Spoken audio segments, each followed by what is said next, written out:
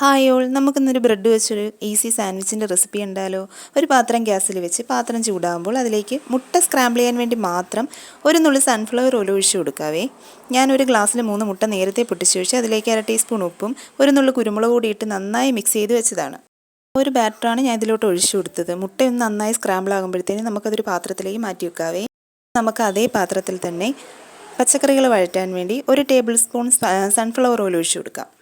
ഒന്ന് ചൂടായി വരുമ്പോഴത്തേന് 2 മീഡിയം സൈസ് സവാള, പകുതി തക്കാളി, ഒരു പച്ചമുളക്, ഒരു ചെറിയ ക്യാരറ്റ് എന്നിവ ചെറുതായി അരിഞ്ഞത്, തക്കാളി ഒഴികെ ബാക്കി എല്ലാ പച്ചക്കറിയും നമുക്കിതിനകത്ത് ഇട്ട് കൊടുക്കാം.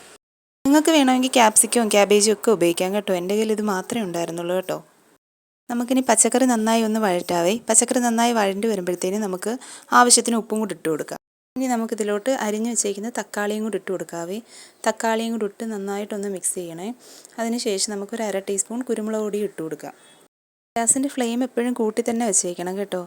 ഇതും കൂടെ ഒന്ന് നന്നായിട്ടൊന്ന് മിക്സ് ചെയ്തതിന് ശേഷം നമ്മൾ സ്ക്രാമ്പിൾ ചെയ്ത് വെച്ചിരിക്കുന്ന മുട്ടയും കൂടി ഇതിനകത്ത് നല്ലതുപോലെ ഇട്ട് കൊടുത്ത് നല്ലപോലെ ഒന്ന് മിക്സ് ചെയ്തതിന് ശേഷം ഗ്യാസ് അങ്ങ് ഓഫ് ചെയ്യാവേ. എനിക്ക് ഈ ഒരു ഫില്ലിങ്സ് ഇത്രയും കറക്റ്റ് ഒരു പാക്കറ്റ് ബ്രെഡ് ചെയ്യാൻ വേണ്ടി മാത്രം ഉണ്ടായിരുന്നു കേട്ടോ.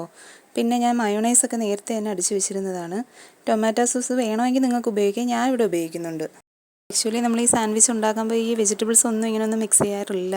ഞാൻ ഇങ്ങനെയാണ് ചെയ്യുന്നത്. എൻ്റെ മക്കൾക്ക് ഇങ്ങനെ ചെയ്യാനാണ് ഇഷ്ടം.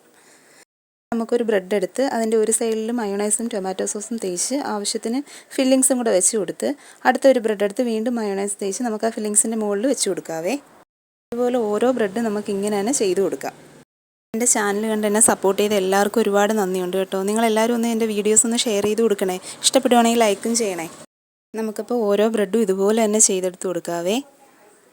ഇനി നമുക്കൊരു പാൻ എടുത്ത് ഗ്യാസിലോട്ട് വെച്ചിട്ട് പാൻ ചൂടാകുമ്പോഴത്തേനും അതിലോട്ട് നിങ്ങൾക്ക് ബട്ടർ ഉണ്ടെങ്കിൽ ബട്ടർ യൂസ് ചെയ്യാം കേട്ടോ. എൻ്റെ ബട്ടർ ഇല്ലാത്തതുകൊണ്ട് ഞാൻ സൺഫ്ലവർ ഓയിൽ തന്നെയാണ് തേച്ച് കൊടുക്കുന്നത് കേട്ടോ. എന്നിട്ട് ഓരോ സ്ലൈസിൽ ബ്രെഡും എടുത്ത് നമുക്ക് അതിലോട്ട് വെച്ച് നല്ലതുപോലെ ഒന്ന് ചൂടാക്കി ഒന്ന് മുറിച്ചെടുക്കാവേ.